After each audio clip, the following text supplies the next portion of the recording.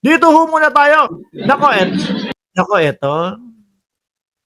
Hindi, ngayon ko lang ho nalaman may pagka komiko pala si Marcoleta. Mapagpatawa, no? Mapang-asar din pala si Marcoleta, mga bossing. Hindi ko alam eh. Ang akala ko, seryosong tao, na kapag ka biniro ni Vice Ganda, mapipikon, mabubwisit, maiinis. Di ba ganun yun, yung kay Marcoleta? Sabi ni Vice Ganda, oh, tingnan mo, yung mukha ni Marcoleta, matatawa ka na, aba, nagalit to. Galit na galit kay Vice Ganda, nagsusumbong doon sa Net25. Sandali nga, saglit lang ha. Hindi kasi kahapon ko pa ho inaabangan yung pagsusumbong ni Marcoleta doon sa Net25 kasi nga 'di ba natanggal siya sa pagiging Senate Blue Ribbon Committee. 'Di ba? Oh, eto Net25 naka-live sila Wala mukhang naka-live sila 1,300 viewers. 2,159 viewers tayo. Mukhang mukhang ito siguro nagsusumbong si Marcoleta. Hindi yan ho kasi ang sumbungan ni Marcoleta, mga kababayan Yang Net25 na yan ito. Pakinggan natin yung biro. Ewan ko kung biro o kung totoo to. Di ba? Yung pong pagkakasabi kasi ni Marcoleta, mga bossing, kay Jinggoy Estrada na, ligtas ka na.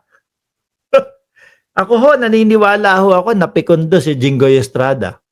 Naniniwala ho ako na pikondo si Jinggoy Estrada kay Rodante Marcoleta. Kaya nga napatayo di ba? Sabay akbay. Ikaw naman parang di ka mabiro, Chong. Nasa pool Alam mong yung isa, nakulong dati. Dahil sa pera ng bayan. Tapos, bibiruin mo ng ganun. Iinit talaga yung ulo niyan. Eto, biruan nila. Play ko na. Sorry. Pasensya na atat na atat ako magsalita kalbo kasi siya. Nagpapatawa. Sabi ni Eddie Hoson. Ayoko na magsalita dyan. Game! Dr. JB Ejercito, the good one. Ayan, di ba? The good ones, yung mismong laging kapag ka-campaign ni Jinggoy, the good ones. Yan. Ni Senator JB, ako nakakasama ko dati yan sa pagmumotor, mga kababayan. Meron niya si Senator JB ng grupo ng BMW, mga nagmumotorsiklo ho. Mga bossing, na mga nagmumotorsiklo. Paano ako makakasama doon? Syempre, meron din akong motorsiklo na BMW dati ho, pero ngayon wala na. Mukhang hindi na tayo paminsan-minsan na lang tayo babalik diyan sa Pilipinas Nakikita ko yung mga motor ni Senator JB Ejercito. Kumbaga, mamahalin ho. Pero alam mo naman na kaya na magkano naman ang sinusweldo ng isang senador, 300,000 plus kahit papaano po yung mga R1 250 niya yung mga GS nasa 1.2 million, mga gano'n, 4 na buwan, kayang-kaya, yakang-yaka, may mga negosyo pa yan. So, ako 100% ito pong si Senator JB Ejercito, wala akong duda dyan na may pagnanakaw sa bayan na ginagawa ho yan. Galit yan talaga, mararamdaman mo. Talagang galit na galit yan. No? Doon sa mga magnanakaw ng pondo ng bayan, lalo na sa flood control. Makikita mo yung mga pinapakita niya sa mga video, makikita mo talaga na nandoon yung puso niya na gustong sugpuin. Kaso nga ho, mga bossing, mukhang si Boss Jinggoy na dadawit ho ang pangalan at nadawit ni Bryce yung kanyang pangalan, mga boss. Senator Jinggoy Estrada, the bad one came at... Siguro, ano ba to? Talagang pinupunter yan ni Marcoleta? Si Jinggoy Estrada? Kasi parang pangalawa na ho ito Di ba? Parang pangalawa niya. Una, yung pagsabi niya, ligtas ka na. Biro-biro ho yun. Pero, may impact ho yun, mga bossing. Kasi nga, di ba si Jinggoy, nakulong ho dati.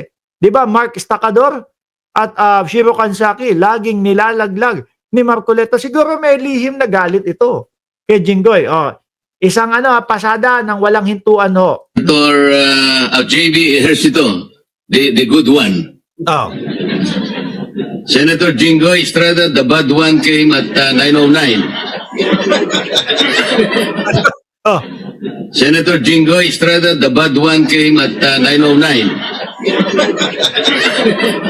Tingin nyo may laman, mga bossing. Tapos, tingin nyo alam din ni Marcoleta, mga kababayan, na mababanggit yung pangalan. Kasi parang yung dalawang joke niya, kasama ito, the bad ones. Oh. Tapos yung isa naman is, ligtas ka na. No? Parang may alam si Marcoleta na mababanggit yung pangalan nitong si Jinggoy Estrada. Di ba, Randy Pangilinan at Chi ng Cereza Force? Sabi ni Ma'am Sunshine Channel, may alam yan. Kumukonekta Di po ba? Yung si Bryce naman mga bossing, doon sa Kongreso, hindi naman kagaya nung sa Diskaya. May pinakita nga silang mga, may pinakita silang mga ebidensya, mga resibo, mga text message. At meron pa, isa doon, si Beng Ramos. Hindi ko kamag-anak yun. Si Beng Ramos ay staff daw po ni Senator Jinggoy Estrada, mga bossing. Pero si Senator Jinggoy Estrada naman, hindi naman daw kilala itong mga ito. Pero may picture kay District Engineer.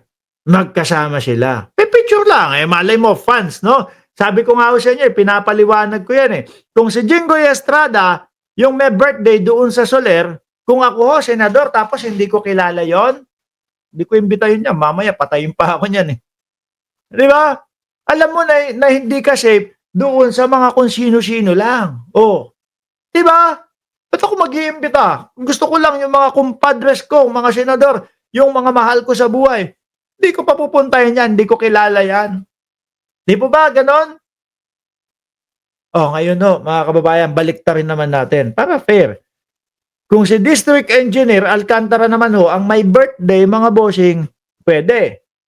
No? Pwedeng kahit hindi mo kakilala, si Jinggoy Estrada yan Mahilig tayong mga Pilipino sa ganon, mga boss, no? Naku, si Jinggoy Estrada yan isama natin yan, no? Para sikat yung birthday ko. Sabi ni Jerry Arcala, 2.2 daw ang nanonood o 2.5 ang nanonood, 600 lang daw ang like, DDS daw yung iba, Di ba?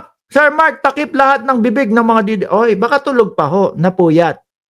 Di ba? Sabi ni Sunshine, mag-iimbita ka ba ng strangers? Ako ba iimbitahin mo diyan sa Singapore? Pupunta ako diyan sa Singapore. No, wala pa naman akong pang hotel, walang pambayad sa hotel diyan. Hindi, di ba? Kapag yung mga strangers, tapos senador ka, sorry, nice shirt, tamang-tama sa topic today, sabi ni Ems Channel. Minsan lang po tayo nakakapaglakos, di isuot ko na. Di ba? So ngayon, mga bossing, hindi ko alam kung itong biro na ito ni Senator Rodante Marcoleta ay may laman talaga o alam niya na darating itong mga pagsasalita sa pangalan ni Jinggoy or hindi. Baka biro lang talaga. Baka mahilig lang na mang-asar. Diba? Baka mahilig lang mang-asar si Marcoleta. Alam ko yung mga magpinsan-pinsan dyan sa Singapore. Di ba? Kaso, mapang-asar pala siya. Pero bakit pag siya ang inaasar, napipikon? Di ba? Dapat hindi ganun. Anyway, alisin na natin yung mga biro-biroan nila. Baka magkapikunan pa at baka mag-away-away pa mga bossing.